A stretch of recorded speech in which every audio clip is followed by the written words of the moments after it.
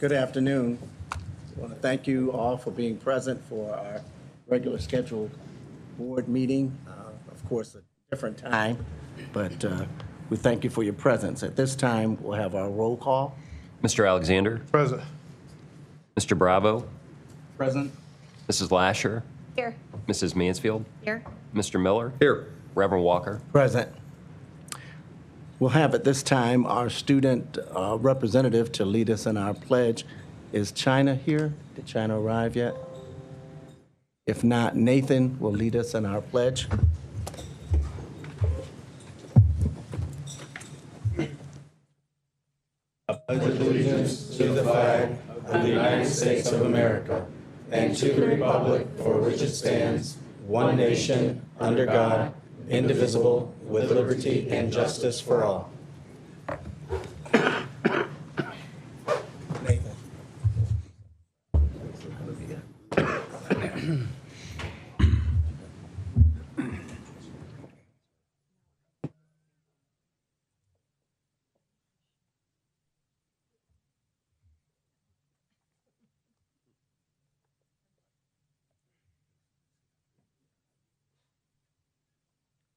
At this time, we'll have any community school reflections from board members. I'll go first real quick. I don't have a whole lot, but I was able to attend North's graduation, another graduation as well, but I'm going to let my colleague tell about the other graduation. But North was really unique this year. They had interpreters this graduation, and the interpreters interpreted in 8 different languages, and there were 10 different languages and 8 different speakers. And so they were in Nepali, Pashto, Farsi, Spanish, Arabic, Swahili, Burmese, and Karen. And they had headphones there for the parents, so the parents can understand what was being said, and they can participate with what is happening. I thought that was very unique when you have a number of languages that you have to adhere to and trying to keep the parents engaged, and I thought that was really good. So I wanted to commend Ms. Sabata and her staff on a well done job for North graduation. I also had opportunity to sneak over and see Dr. Tyrone Howard, who came and talked about equity. Dr. Howard and I met several years ago. He's from the UCLA University. He's a professor, and he knows a lot about it, put a lot of time into equity and diversity. And he came and spoke with our administrators, school administrators, and counselors. And he did a very good job as usual. And he hit some points in reference to trauma-informed mental health.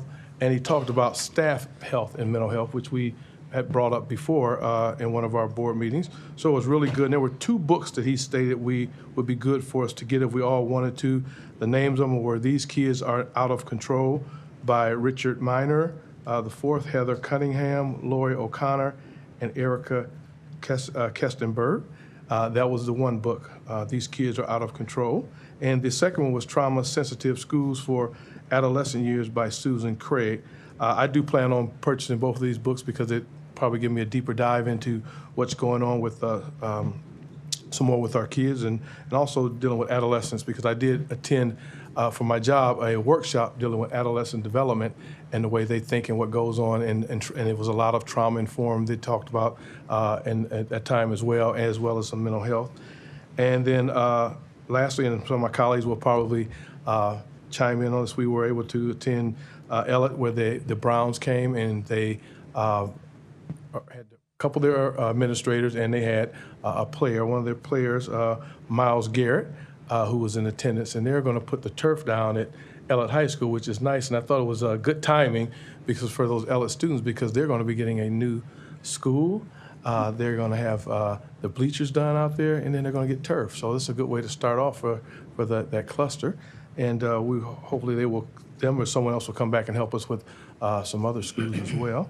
But and I want to say about Mr. Garrett, he was very, very personal, very interactive with our students. Sometimes you get individuals who are very well known, and don't want to be touched by everyone, but he was in the middle. At one point in time, they were telling me he needed to go, and he said, I want to finish signing autographs for the students. And I thought that was very big, so definitely want to make sure he got a big shout out from Akron Public Schools. Thank you. Anyone next? I can go next. I've been to a couple of graduations too, but quickly just wanted to talk about Elliott's.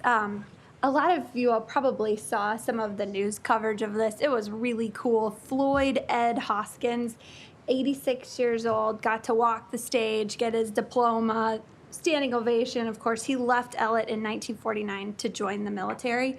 And he actually lives in Hawaii now, but he and his whole family came back, got to do the stage walk. It was awesome. There were not a ton of dry eyes. Also wanted to say thank you to Akron Promise. They had a golf tournament last weekend that raises money for all of their great work that they do in the Kenmark Garfield area. So thank you very much for all of the organization there. And the May Festival of the Arts was also in the last couple of weeks. That is one of my favorite events I think I've been to. Seeing all of the hard work that it takes to organize what that means and all of those little voices, it was amazing. The jazz band from Miller South, the middle school jazz band overwhelmed me. I was like, could not believe that level of talent existed in the middle school there. And the last thing I'll mention is Athena, a group that connects women leaders, celebrated new leaders in their position, and they honored Principal Brandy Davis. And as we were talking, I was asking how the clap out went that they did at the I Promise School. It sounded like it was really neat. And she said that they felt like they were really on to something because the kids didn't want to leave. There were lots of emotions in that last day, so I thought that was very neat. Next. I'm not going to steal anybody's thunder. Mostly graduations, I've seen Reverend Walker has been the speaker, and he's done a top-notch job. Do want to say I so love AAA's graduation. It's always so much fun. It's always such a true celebration.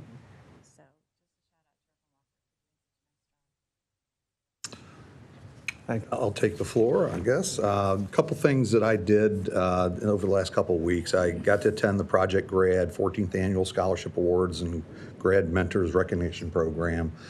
Can't say enough about what Project Grad does for the Buchtel Cluster, and now with their reach into the East Cluster. I have to thank Jackie and everything her staff does there.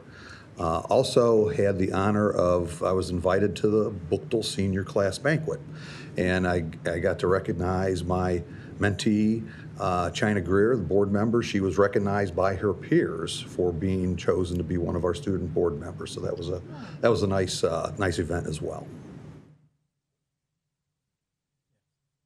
Just a couple of quick things. Also attending graduations, as is the season, always very exciting to go to all of those. Also recently attended the NIFSTEM Middle School Band Concert. And I had the opportunity, along with, and I know Dr. Ellen McWilliams-Woods was there, David James was there, Dr. David James was there, to attend the NIFSTEM Middle School Plaza celebration for the public unveiling of the art piece that's there by Boa Mistura. So just again, a quick shout out.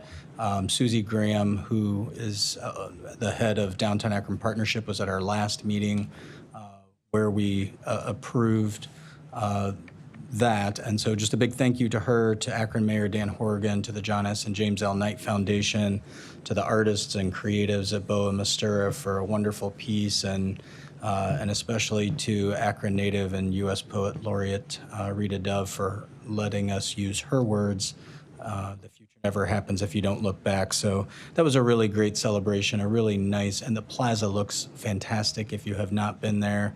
I even had someone message on social media and said they were going to spend lunchtime there. So really, really cool piece that was done. I'd be remiss without saying thank you to United Way. They had their Bold Glow golf tournament. The funds raised at that tournament are specifically geared towards goal number 2, which is specific to Akron Public Schools graduation rate and career readiness for our students. So thank you to United Way for that. Very much, board members, for all of your excellent work and graduations are still going on. We've got a couple more left to do, and some teary-eyed mothers, one of our own coming up soon. And so we're just grateful for all of the staff, students, and families that have celebrated thus far the various graduations in our schools. Again, I was, just to piggyback about the Plaza presentation, got an opportunity to stop by there. And just a wonderful, as Patrick mentioned, great celebration, and you've got to be at the right spot so you can see the full reading of the words, so it makes you work a little bit to enjoy what they have created. Again, we salute the Cleveland Browns. Behind us is a little placard they had made, the field groundbreaking ceremony for Ellett. And as we move forward in that direction, we're just grateful for Miles Garrett for taking so much time, a tremendous amount of time, to let the young people especially know that he cared about them and was concerned about them, as well as all of the people that were there who got opportunities to have a photo op with him and just to share, as well as the other representation from the Cleveland Browns, their director of college scouting, I think Mr. Malin, that was there, that represented the Cleveland Browns. So we want to thank them for their outstanding contribution, and want to thank the committee that meets to make some determination where we're going to put various stadiums. We're going to have some more dialogue about that, hopefully to have a master plan as we look at things down the road. So I want to thank Mr. Vassilotti and Bruce Alexander and those who make up that committee as we move forward in that endeavor. And then we were also, one of the first graduating classes was the was the early college graduation. And the valedictorian for that was John Miller. And for many of you, if you saw the paper, the title was From Homelessness to Top of Class. Here was a young man who struggled, just like many that we saw in AAA, but did not give up. And because of that, he excelled in his academic work, excelled in other areas of life, and became the valedictorian for early college, and had a nice piece in the paper for that. So we salute him, his family, and all of those who made that possible. And again, the wonderful stories about AAAC, we get a negative perception that these are all negative students, and the students are there because of negative things that they've done. Many of them have overcome so much and have decided that they wanted to reach their goal in spite of what they had gone through. And so the staff, the teachers, that whole community there undergirded them and made it possible for those students to walk the stage. And even when they walked in, a couple of times they got the wrong sort of casing, and they said, no, that's not mine, I belong to so-and-so school, because they were proud to graduate, to accomplish that task. They could have given up, but they decided it was worth it. And so we congratulate them and applaud everyone who works with them. That's the good news about Akron Public Schools. Wonderful work that we do publicly, and the tremendous work that we do behind the scenes. So again, thank you for your reflections. At this time, we don't have anyone to address the board. Our recognitions, I want to thank personally Patrick Bravo, former president. Under his leadership, we began a committee under the leadership of Lisa Mansfield and Ginger Baylor to look at how we might be able to engage our students in a more fruitful manner around this table. So they did a lot of research, a lot of work to begin to find a way to have that engagement with our young people. And out of that, we came up with a program that would incorporate and represent every one of our schools, and that each student would have an opportunity to sit around the table. The students, under the direction of Dreamer Whitfield, have met, I guess, monthly or more so. They've met with board members who have been their mentees or mentors, and they have been a tremendous blessing to our board. It's history making. It's the first time we've ever done this. And again, thank you, Lisa Mansfield. Thank you, Ginger Baylor, for your outstanding work. And Dreama, who's hiding somewhere back there, okay, there, or at least their hand, for your outstanding work. And everybody under the area, under direction of Dr. McWilliams Woods, in our area of instruction, and of course through the leadership of our superintendent, Dr. James, for making sure that this came about. And so tonight we wanted to take a moment to celebrate, to thank you for your outstanding work, your outstanding contribution, because you made a sacrifice. Some of you will be around a little longer, others will be graduating. And we are grateful for your step by way of graduation, but you have set the bar high for whoever is going to follow you. You've done a tremendous job, and so we thank you for that. And so each of the board members has something to give to you to thank you for your contribution. Yes, Mr. Brown. Just also wanted to recognize that Morgan jumped in with Lisa and Ginger with both feet, and so wanted to just say thank you for that as well.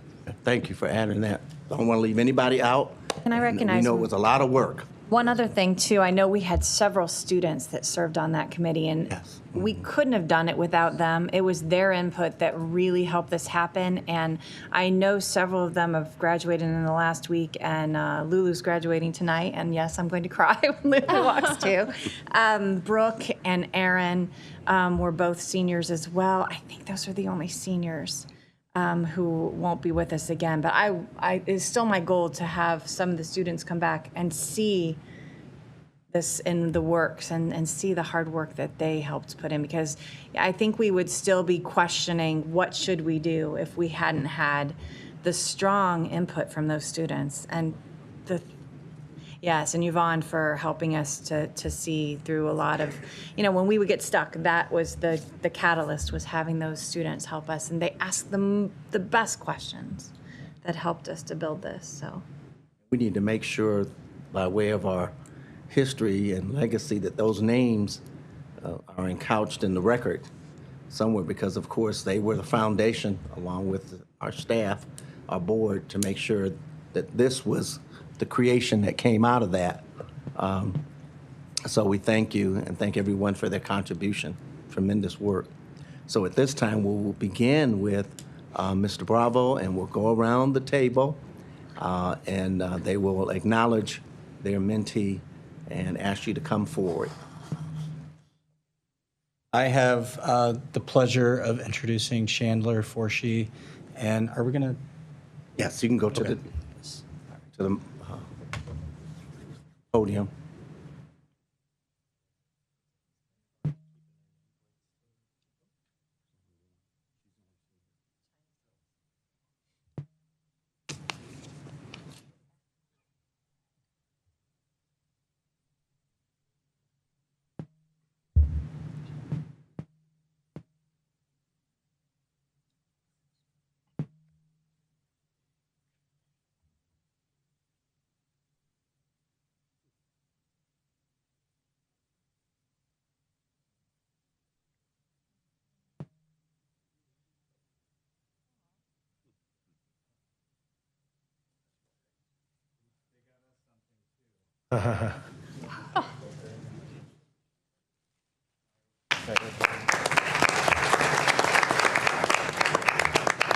Mr. Alexander. I had Monisha Ray, who is from my alma mater, Akron North High School.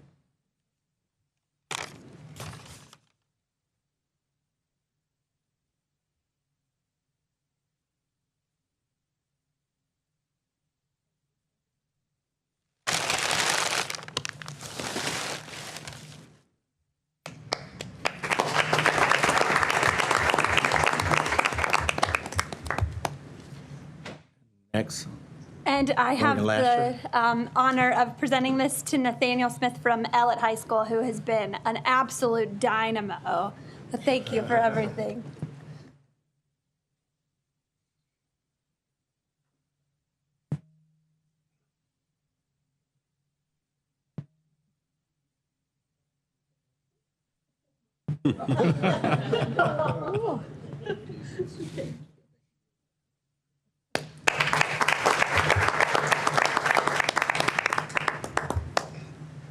And Lisa Mansfield. You had the honor of going first. You were like our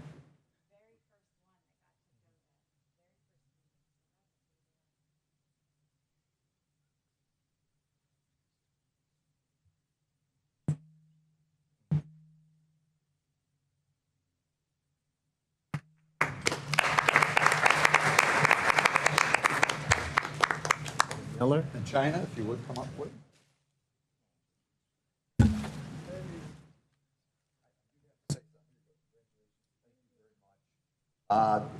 Our calendars did not mesh very well this spring. So I don't know how much of a mentor I was to you. I do want to say thank you very much for serving. I did get to say some words at your senior banquet, but once again, this young lady works. She took time for this, her studies, a great GPA, to end her high school career. So thank you very much, and congratulations. And as with any outgoing school board member, they don't get this, but they get to take it. Thank you very much.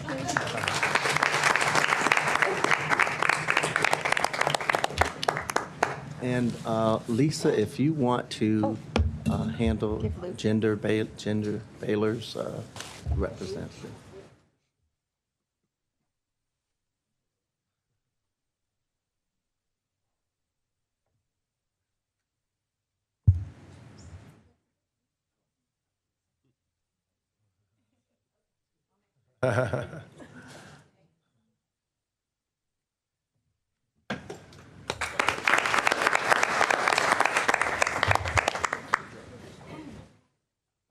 I have the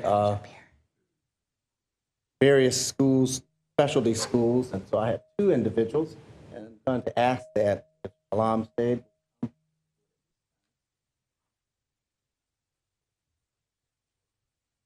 want to come both together.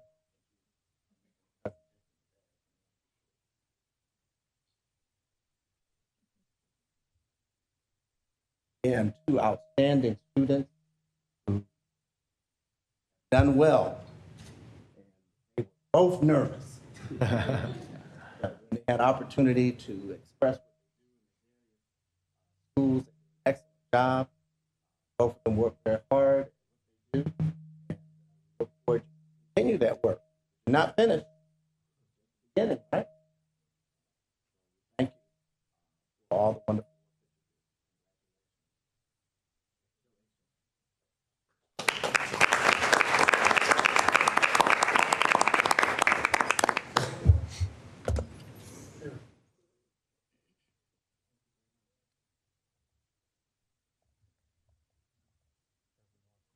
Yes, sir.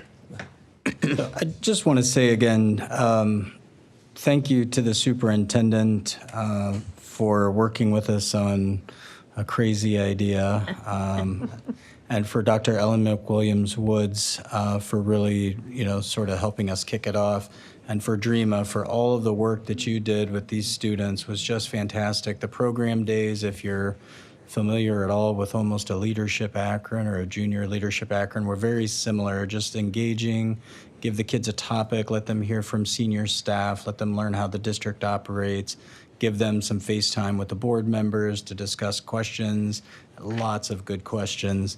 So thank you so much, and mainly too for it being the inaugural year. There was so much of the train that we were still putting together as it was rolling down the tracks that I can't wait to see what it becomes a few years from now when it's really kind of going. I mean, you guys have set a high bar, and we look forward to, I guess, improving upon the whole experience so that you get more out of it, we get more out of it, and there's just more opportunity there. But thank you for being the inaugural class. I don't want to steal any of your parting words, but I just wanted to say that.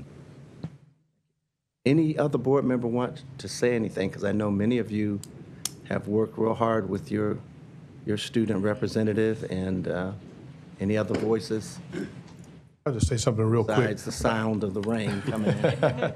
I want to thank Mr. Bravo for coming up with the idea, and Lisa, as well as Ms. Lasher and Ms. Baylor. I also want to thank the students, too, because you did a very good job, and also their parents, because if it weren't for their parents, they wouldn't be here. So we want to thank the parents as well. I don't know if any of the parents are here. If they're here, could you stand real quick just so we can see you?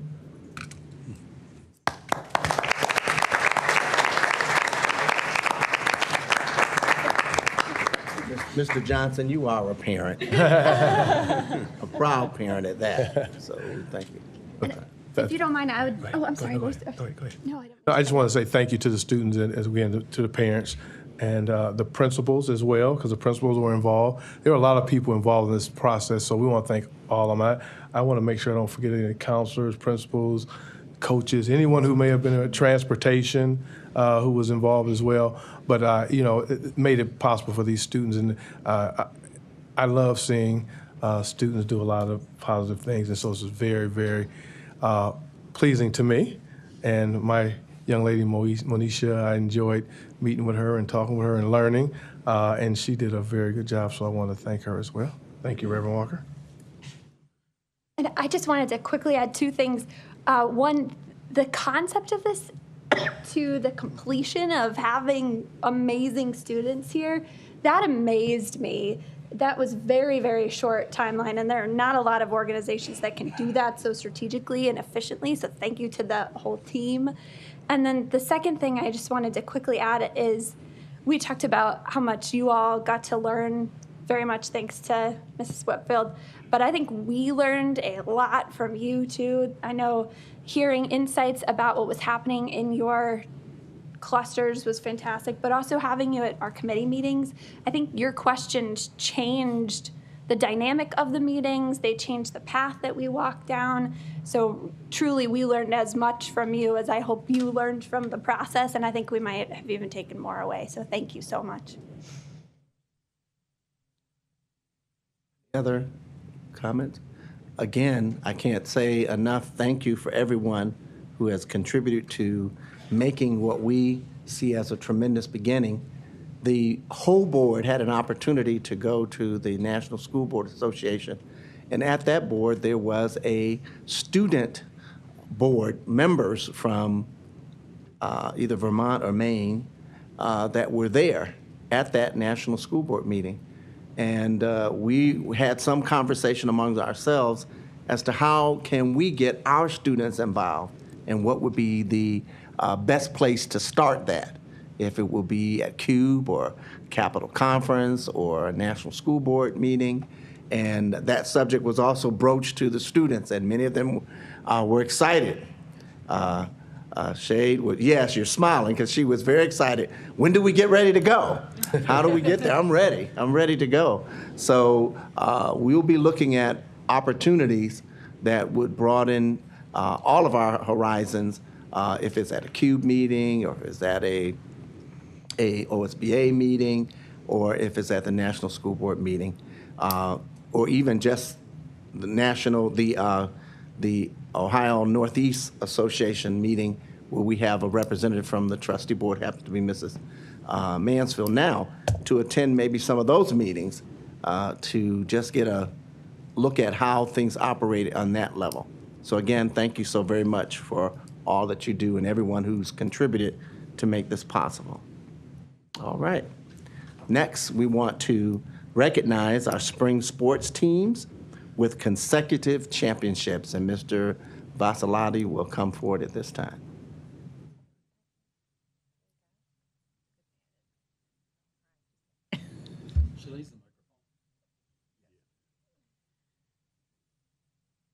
Not sure which one it is. Is it this one? All right, we're on. Thanks to the board for allowing us time to celebrate spring sports success stories. want to start off with the most important element. We had 115 of our spring sports student athletes earn academic all-city recognition, which means they earned at least a 3.4 GPA and varsity letter during that time. So that's very impressive for those student athletes. We had 3 teams accomplish something pretty significant. We're going to honor those kind of last tonight because we have representatives from each team here and their coaches. But just to recap quickly the spring sports scene at the middle school level, we had the Litchfield girls track team win the city, and we had a higher softball team come out on top in the city. And I'm intentionally skipping Litchfield boys track. We'll get back to that. And then at the high school level, we had our baseball championship won by Firestone after tying Ellett in the regular season for that title. And the Firestone boys baseball team also made it all the way to the district final, which was the first time that happened, I think, since 1996. So pretty special there for the Falcons.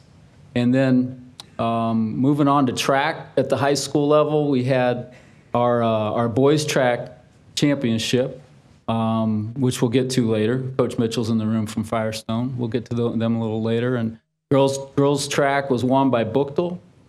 And with girls track, we also have a special accomplishment as Buchtel girls have advanced 3 relay teams to Columbus for the state meet this week. So pretty special there. Also want to mention Buchtel boys track team has a relay team down in Columbus this weekend as well.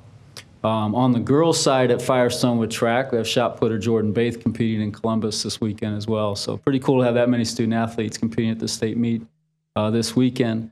And also on the boys tennis scene, Firestone won our city championship in boys tennis again. So congrats to Coach Samsel and that gang. I do want to recognize the 3 teams that are here because what they've accomplished through the years is pretty impressive. We'll start with Coach Green and the Litchfield boys track team. Coach, I'm going to call you up and recognize you. Would you bring your student athletes up here and introduce them to us? This is the 6th consecutive year that Litchfield boys track has won the city championship.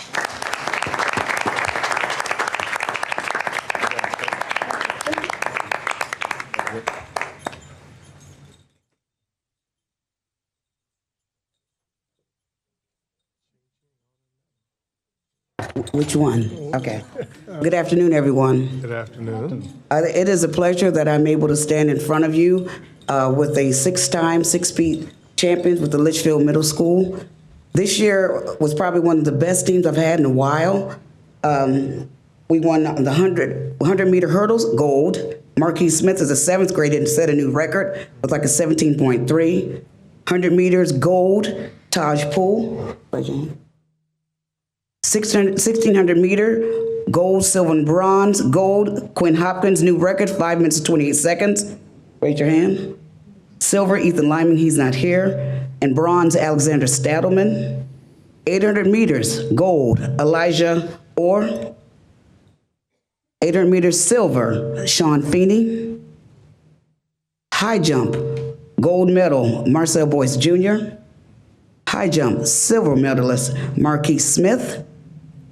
High jump, bronze medalist, Quentin Walton Jr. Long jump, gold, Quentin Walton Jr. Long jump, silver, Marquis Smith. Shot put, gold, Obed West.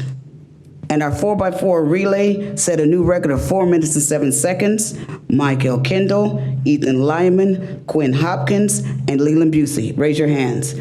And also, Leland Busey set a record of 400 meters. He ran in 56.3 seconds as an 8th grader. Gentlemen, raise your hands.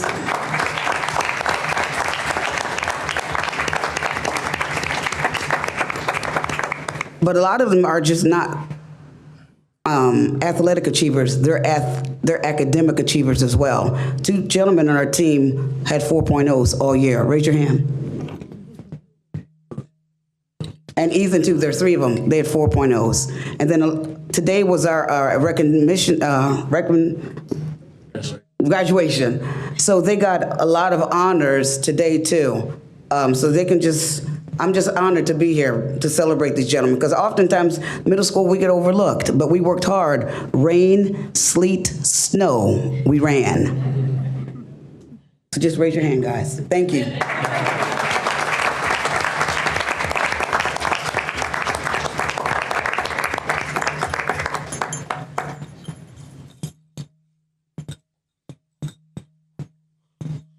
Thank you, Coach Green. Awesome job for the Litchfield boys. Also, with a 6th consecutive city title, were the Firestone boys and their track team, and their head coach Eric Mitchell is here with some of their members. Coach, come on up.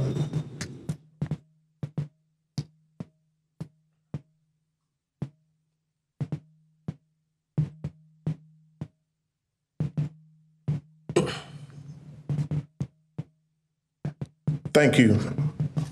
I guess as long as Dr. Green is continuing to put the pressure on Firestone with their consecutive 6, then we have to answer the bell and do our consecutive 6 as well. Today, I have with me Sean Gates, who is a unique athlete in itself, was a regional qualifier in the high jump and the hurdles.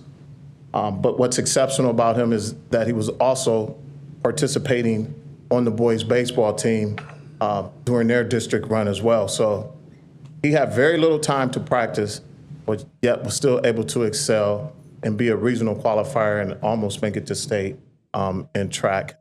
So I brought him with me. He's also the high point winner in the city track meet held out at Kent Roosevelt this year. I think he scored 21 total points for us, and which was probably the narrowest margin of victory that I've ever been a part of in my 28 years of coaching track and field. We were able to defeat Bookville 118.5 to 118. So we want to thank you all for this opportunity to showcase our student athletes in the Firestone cluster. They do such a tremendous job in the classroom and with athletics as well. We just want to, once again, thank you for the opportunity to come down and be able to acknowledge our students' accomplishments. Thank you.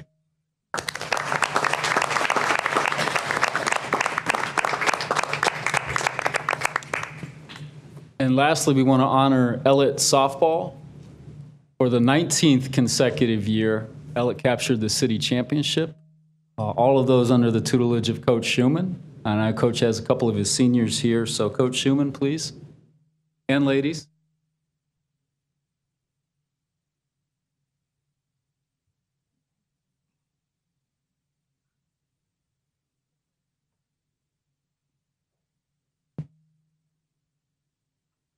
Thanks, Joe. And thank you to the board for taking time to honor our girls. They work very hard, as everybody does in the city. And it's an important event for them. And we do appreciate the time you gave to us. Congratulations to the Litchfield and Firestone guys and girls. Outstanding job. It's never easy to win. You never take it for granted. And being a homegrown City Series person, we take great pride in winning the city for the city of Akron. I brought with me 2 of my seniors. They're both 4-year letter winners. They're both first-team All-City players, and even more important than that, they're both first-team All-Academic All-City. To my far left is our shortstop, Mackenzie McLeod, and next to her is our pitcher, second baseman, Sydney Wolf. As I said, the girls take great pride. We appreciate it. We never take it for granted. It's an honor to play in the city. It's an honor to win, naturally. And every year, that's their goal. Again, thank you very much, and we do appreciate it. Thank you.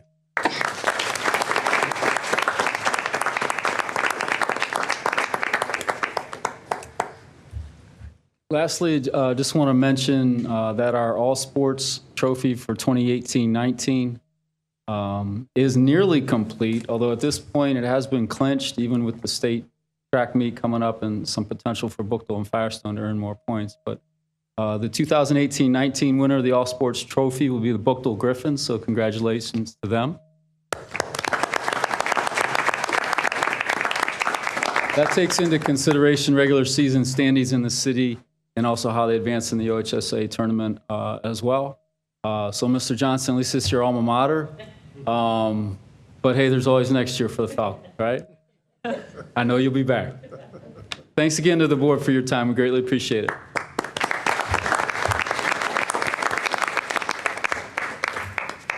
"19 years in a row. That's quite an accomplishment. And we want to thank you for your outstanding work in that area. And again, for Litchfield, it brings back memories. My son was on the championship Litchfield track team a couple years ago. And so you're continuing that great effort. So thank you so very much, along with all of our girls and boys sports teams this spring. We thank you for your outstanding achievements, especially some of those outstanding times, outstanding leaps, outstanding jumps that you'll take further on representing Akron Public Schools. So thank you so very much and congratulations. At this time, we have a presentation that will be given by our treasurer and CFO. And it's also a wonderful time for you to slip out. Not that we don't want you to listen to the 5-year forecast. But I wouldn't say. But thank you very much for being present among us.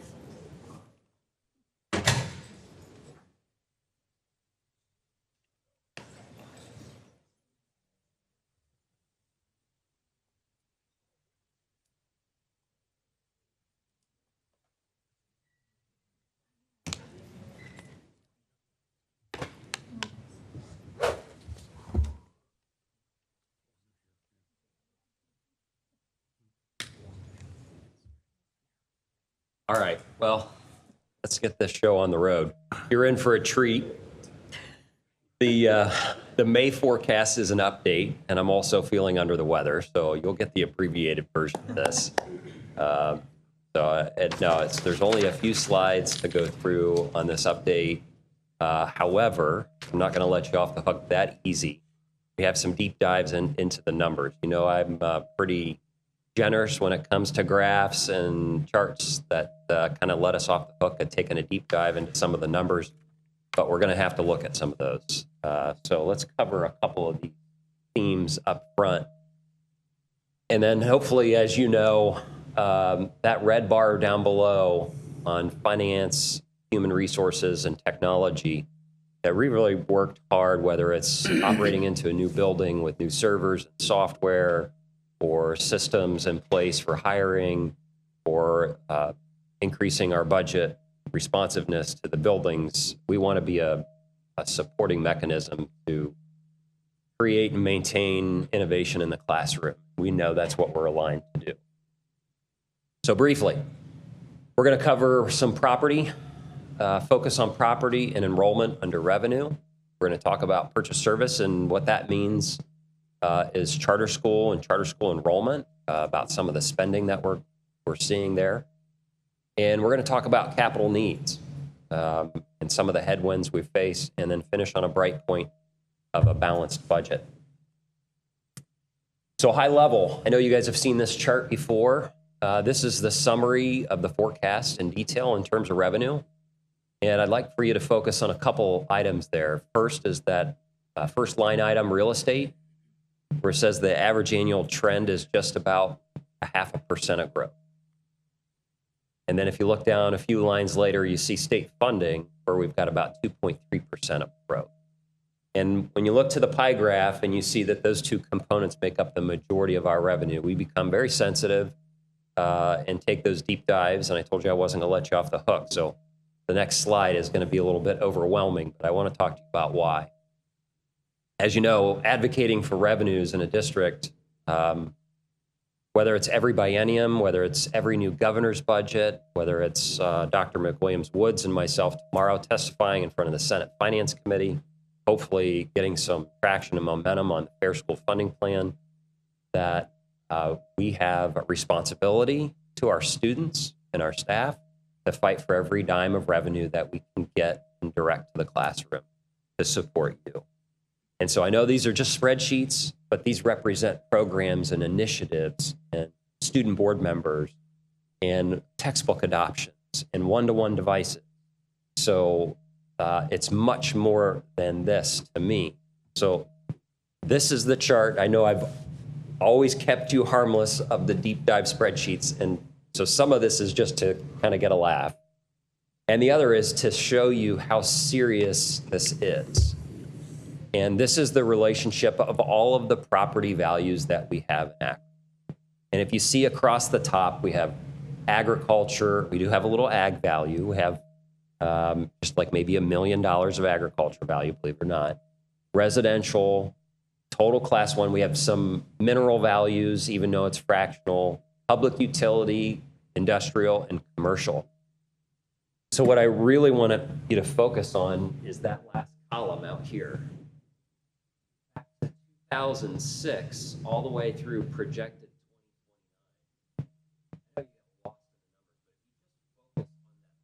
That far right-hand column, those are the dollars that we fight for you every day. And when the majority of your income has seen decrease or slight increase, and you see the big swings in the numbers on, you see to the right,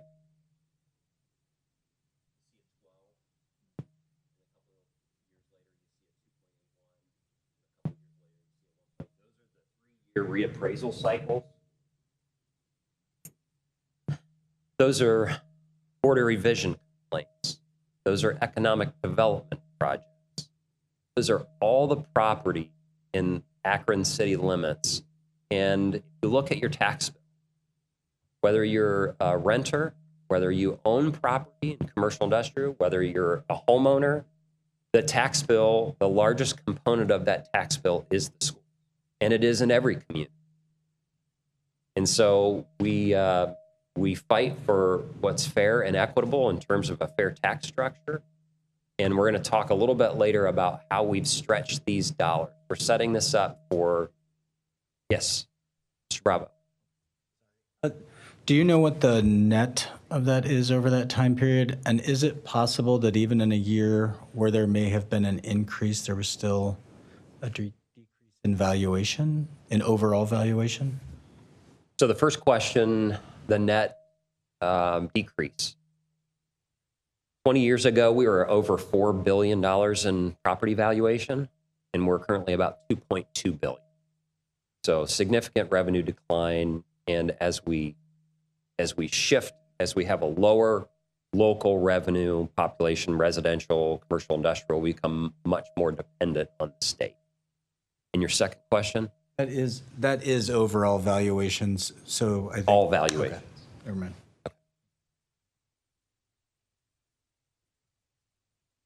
Next slide. On the enrollment side, every student absolutely does count into this equation.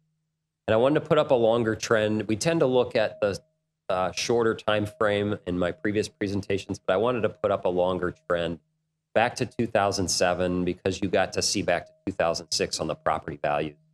And you really get a sense of we were in steady decline. And the past 3 years, when we look at 15 through 18 and into 19, and we'll talk about the drop in 19 in a minute, we had this bottoming, this trough of where we actually saw some increasing enrollment. And we tracked that back to some of the really positive news and programming of how we were attracting and retaining students from charter and community schools. And I think we still maintain that trend where you see a little bit of a trouble spot there from 18 to 19, and we're currently in the 19 year, even though that's coded red there, it's still projected number until the end of the fiscal. The reason that's a drop is we have about 1,700 graduating seniors leaving this year. We have a very big class of seniors, and the following class is about 1,500. And you apply that with probably some other declines in enrollment. So between us and the state, we're going to be reconciling this up through June. So we have a very large class leaving, not so big of a class in junior year and incoming kindergarten. So that's why you're a little bit of a drop.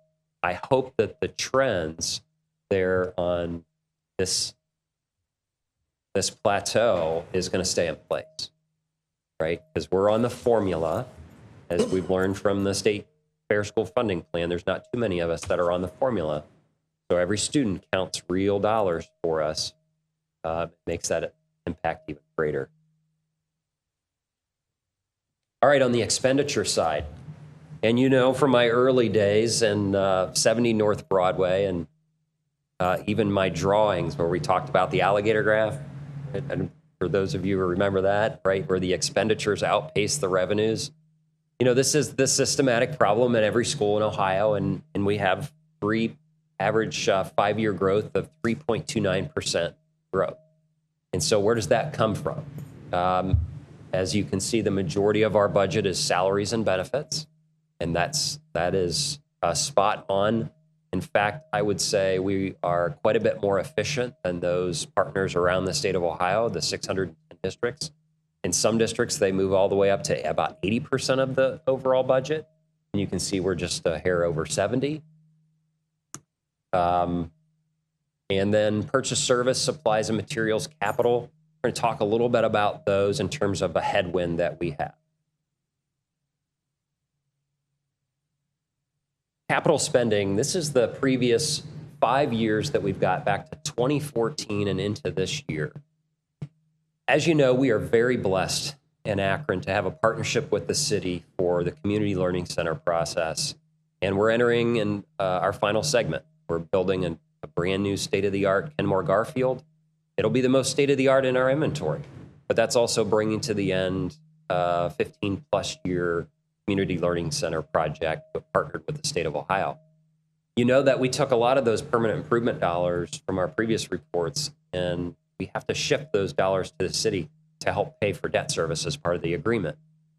You also know that because of those property values and that really lengthy chart that I showed, that we've got some declining collections in the permanent improvement, so we had to subsidize that last year. So what does that mean? That means our infrastructure and those buildings that we haven't been able to address, that we're developing plans for as we go into the final segment, that means that it comes in peaks and valleys of when the emergency fixes are. Since we don't have a dedicated stream of permanent improvement revenues, we can't proactively plan as much as we would like to. So that is a risk to our general fund. That is a risk to our classroom and to the programs that we have in place. So that's absolutely some attention that I would like all of us to pay attention to over the next few years as we talk about the final point of today's presentation in terms of balancing the budget. Just to give you some perspective, best practice. So I asked a lot of my colleagues around the state of Ohio and even did some commercial counterpart studying to see what they spent on in terms of capital as a percentage. And they're anywhere between 3 and 5% of their budget. Similar with supplies. You can see down at the bottom of this chart, we were at 1.3% in 2018. But can you imagine we were at 2017, 2016, and 2015? And so the red represents where we need to move the budget. Even there, it's not ideal. But as you know from Finance Committee reports, as you know from some of the emergency legislation you've passed, in terms of some of the boiler fixes, roofs that you're going to see, we need to budget for those. So these are a permanent part of my budget request that you'll see in. And so the percentage you'll see is just under 2%. That's not enough. So I did want to make a placeholder announcement here so that nobody's shocked when we see that.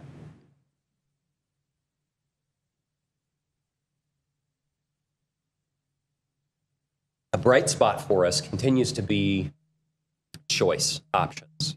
We know that choice options are here and they will stay. We know their place in legislation. And we know that you've embraced any and all children that have come into Akron Public Schools. But this is a reflection of programs that we have. This is a reflection of the hard decisions that you've made to streamline operations and redirect those resources back into the classroom. And all of those fantastic and amazing initiatives that we've all been a part of over the few years, I think is reflected in this number. So those are the students over the last 5 years that have left Akron Public Schools, and you can see there's a net decrease down to the current number of 2832. And again, the numbers I know get lost. I know I'd love to spend time in the spreadsheets, but this, I think, puts it in real terms. It's 3 mils of your community's tax-paying money over these 5 years, and it's 100 teaching salaries. The average salary of about $65,000. So if those programs weren't reflective in this choice of folks choosing to stay here, that kind of expense would, and when I say we're protecting programs that we want to protect the classroom, I think that puts it in real terms. It puts it in real terms for the day that we ask the taxpayers for additional revenue. And I know I talked about, this is a treat for you because you get to see all the spreadsheets that I normally don't bring out. This is a little bit of an extended history chart back to 2013. And as you'll notice, I'm starting to set the stage for when we're not able to balance the budget. And this is my second to the last slide. This shows you the year prior to 2013 is the last year in which we passed new operating. So that 2013, because it happens over a couple of school years or calendar years because of the way that collections go, and still, even after we passed that levy, we still were deficit spending by almost $10 million. So we collect, you call it a rainy day fund, you say have a cash reserve. Sometimes that carries a negative connotation. So I want to put that in perspective for you down at the bottom. Can you believe Akron Public Schools has $47 million in a cash carryover? Can you believe that it's only 15% of our budget? Can you believe that 1 month's salary is about $12 million? It puts it into perspective of how important those reserves are and how representative of the hard work that you've done to stretch this out over a longer period of time. You know, we did the deep dive with how long we've gone in between operating levies, and on average, it's about 6 years. We're looking at about a 10-year stretch. And I think that's representative of the decisions that you made. But you also see I drew a line 3/4 of the way through this chart where this is the year in which we balance the budget, but only to the tune of about $500,000. That is a fraction of 1% on our budget. And so we've done fantastic work with being efficient and pushing that deficit out. I don't know how long we'll be able to do. That's the forecast in which you're approving tonight and representative in the deep dive report, which I know you've all taken a look at. So we balanced the budget yet again. I think a couple of years ago when we started doing this practice, we were a little nervous that we wouldn't be able to do that. I think this is all hands on deck partnership. What I mean by that is this has been representative of the decisions that you've made on our operational footprint. This has been representative of our collective bargaining agreements and negotiations on behalf of our staff and additional healthcare initiatives that they've done that have pulled back some of those trend expenses. Just so you know, this represents about a 3% health insurance increase for next year. We had been trending at, much higher than that. We were in double-digit trend growth when we first started together in 2014. And I think that's representative of the good work that the staff has done as well. So I'm going to finish with the Q&A. Hopefully I've answered some of those questions, but you may have more. Okay, yes. Not so much of a question, but just a comment for the record too. And I know the first comment I'm going to make is a little self-congratulatory, but I think what you're seeing too is, I think you have to applaud the board, the superintendent and his staff, our CFO, for not only being proactive and making decisions that benefit the students and that are in their best interest, but also ones that have left us relatively financially secure up to this point. I mean, it's, as Mr. Pendleton has pointed out, every district in Ohio is on that 5 to 7 year cycle, and there just seems to be no escaping it. Maybe this year will bring about different results. Who knows? We hope so. But every district, 5 to 7 years, and by my estimation, this will be the first time since the 1970s that we've stretched it beyond 7 years in Akron Public Schools.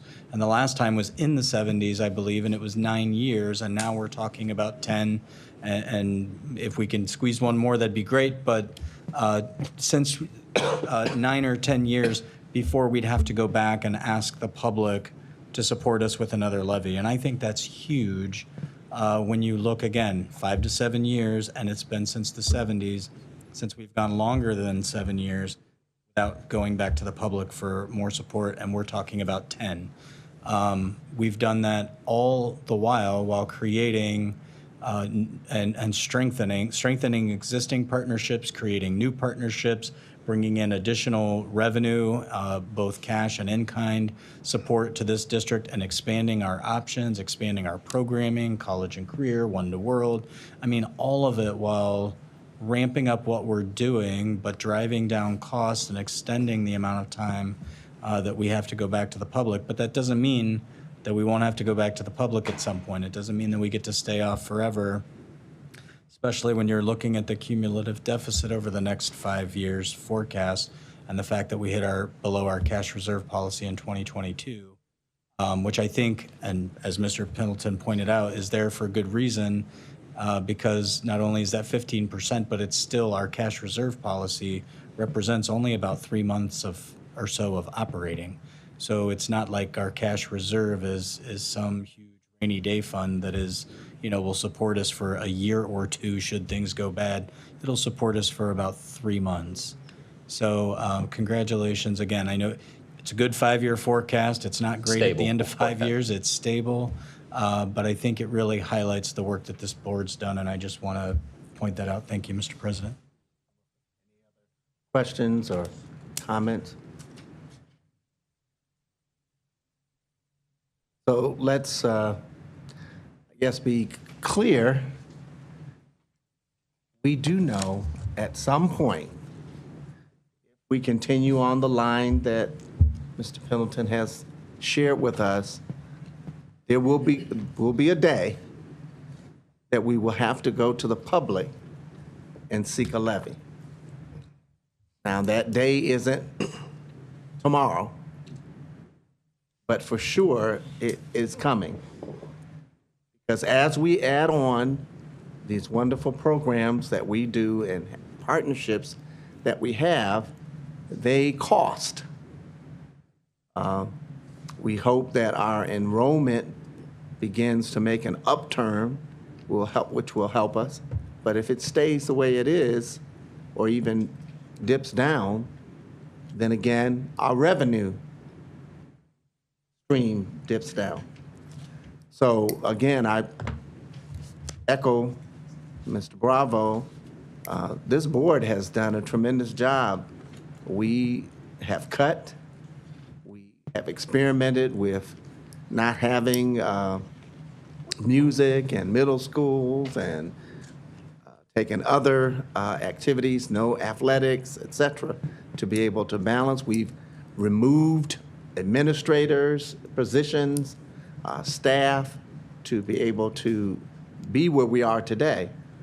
But we can't continue to do that because eventually it cuts against the academic contributions that we're making for our students.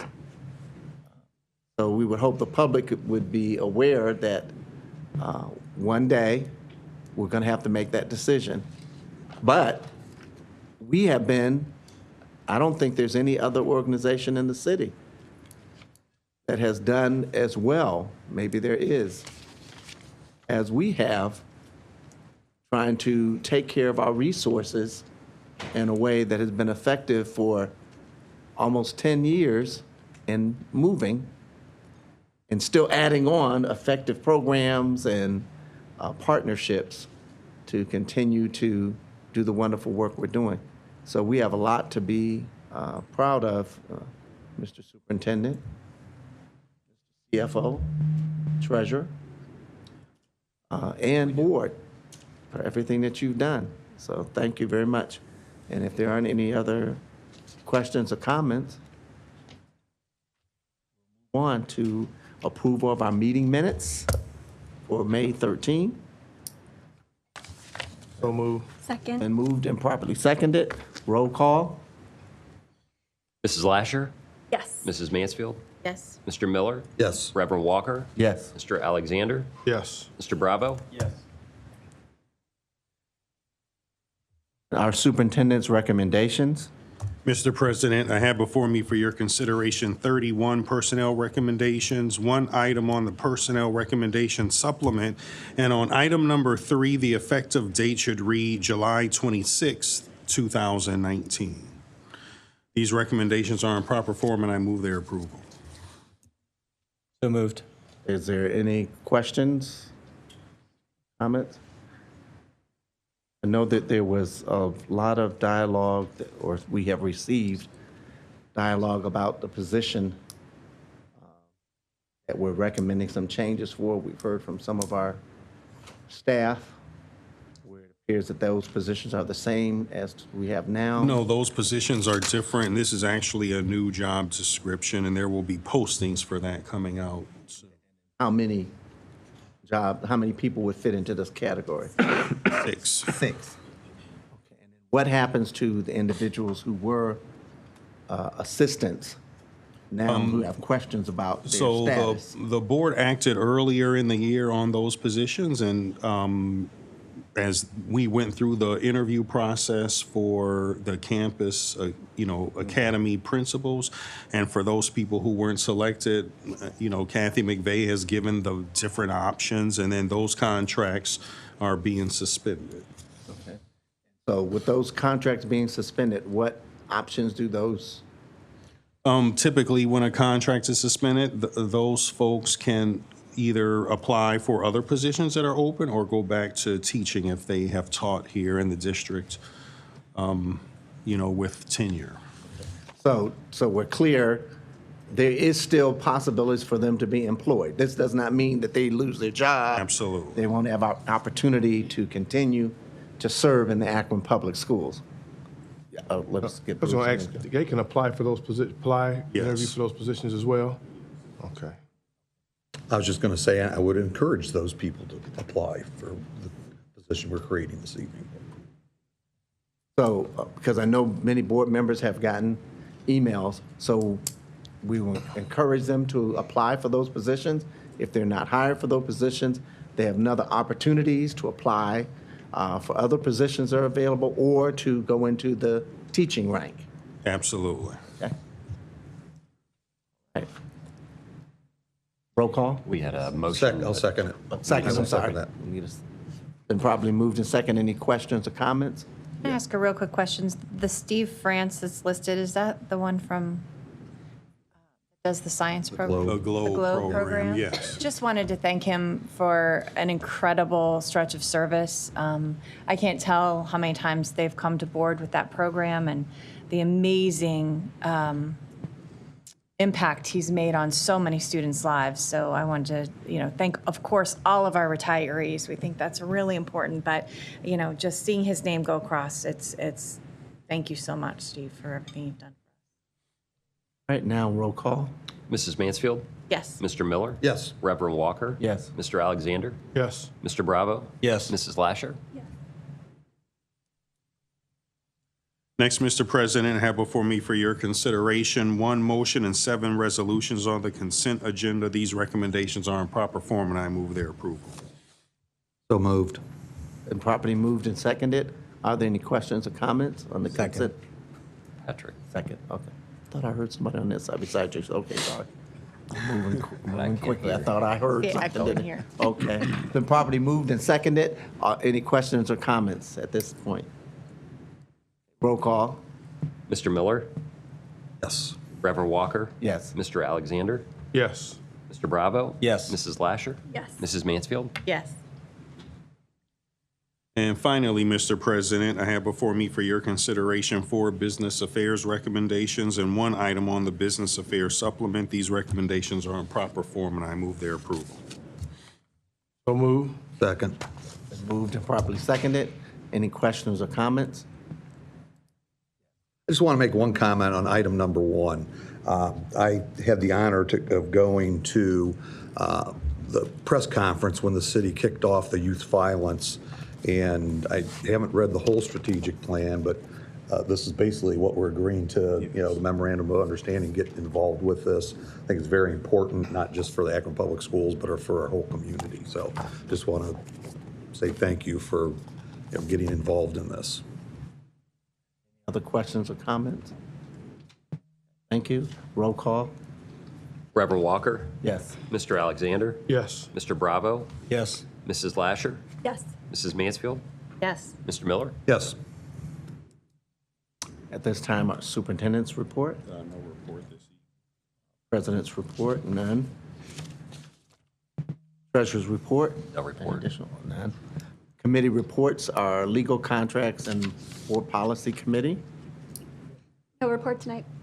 A report. Finance on capital management committee. Just a brief report. We met on May 23rd. We reviewed the vacant facility auction process. We're, as you know, engaging Kiko to auction off several buildings, and the goal is to get rid of, I think, at least 9 of those. We also reviewed, had a preview of the 5-year forecast and dug into that a little bit, as well as some updates on the 10 North Main move, and talked a little bit about workers' compensation self-insurance. That's it for our report. Our instructional policy and student engagement achievement committee. Briefly, at your place, of course, you'll find your monthly updates with IPS and the College and Career Academies. There's so much to celebrate in there. If we took the time to go over each and every item, it would be a very long meeting. So please just take some time. If you have any questions about them after you've had a chance, you can ask myself, Mrs. Baylor, or Dr. McWilliams-Woods. Thanks to everyone who was able to come early for the 2 software demos we had today on the literacy and math software called iReady and the keyboarding software called Keyboarding Without Tears, which I love that so much. iReady is the proposed software to replace our longstanding literacy intervention and enrichment software, Aerobics. It's no longer being produced, so we had the adoption team work this year to identify a viable replacement. It's a robust system assessing elementary schools' reading and math skills. I think the kiddos were a little worn out today. A lot of them had come from field day, but they were still enthusiastic about showing us what they were learning, and the teachers were great about explaining it as well. Keyboarding Without Tears is just that. It's teaching keyboarding skills developmentally appropriate. Its software has been field tested and recommended through grades K through 5. And that'll be used during their library resource time. If you didn't have a chance to review it, it'll be out there for the next 2 weeks, and a formal proposal will come to board on June 10th. I did think of one other thing I didn't get to mention, or didn't think to mention during community and school reflections that does have something to do with Akron Public Schools, and people don't often think that it does, and that's the Age-Friendly City Initiative with Akron. Age-friendly doesn't just mean old. We think that sometimes it does. Age-friendly means across the spectrum of age.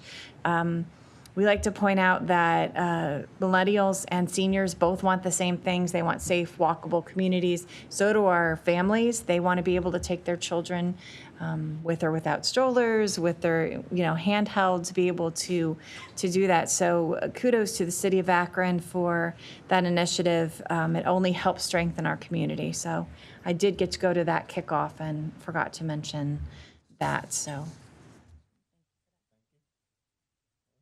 I did want to highlight that we did receive on our email congratulations from Rick Lewis, the Executive Director of Ohio School Board Association, congratulating us for honoring the 86-year-old gentleman from Ellet. So not only did we get a lot of media attention, it's good to know that our fellow colleagues throughout the state, Ohio School Board Association, especially the director, acknowledge that as well, what Akron is doing. Any unfinished business? New business come before us? Okay, we do need to go into executive session, and per code section 121.22 G3, pursuant to that code, I hereby move that the board adjourn to executive session to meet the board legal counsel to discuss disputes involving the board and/or the school district that are the subject of pending or imminent court action. I need a motion to go into executive session. Second. Been properly moved and seconded. Any questions or comments? Roll call. Mr. Alexander? Yes. Mr. Bravo? Yes. Mrs. Lasher? Mrs. Mansfield? Yes. Mr. Miller? Yes. Reverend Walker? Yes, and before we do, I knew there was something else that, and I had it right in front of me. Just as we learned from the youngsters about the computers and the things that they were doing on the computer, there was another table talking about cursive writing and how handwriting affects the brain, and how we should continue to encourage students to write. They have to sign documents, legal documents, just as they need to know on those computers. They were going through tests, typing skills. I think they're going to try to learn how to type 25 words per minute. But at the same time, our students need to be able to learn how handwriting affects the brain and literacy development as well. So those two have to go hand in hand. So we're working now, it's some things we have to learn our basic things that we shouldn't ever leave. And we left cursive writing for almost about 10 years. Now we're finding out that our students need to catch up. There's 10 years behind, some of them, in learning how to do cursive writing. So we're starting that process again, just as we're starting keyboarding in our elementary schools. Okay, I think because of the obligations that we have this evening, if we can quickly, if you need to use the facilities, quickly do that. Let us come back, because we have a couple of graduations, and I know we want to give people time to be able to do that and take care of all of our obligations.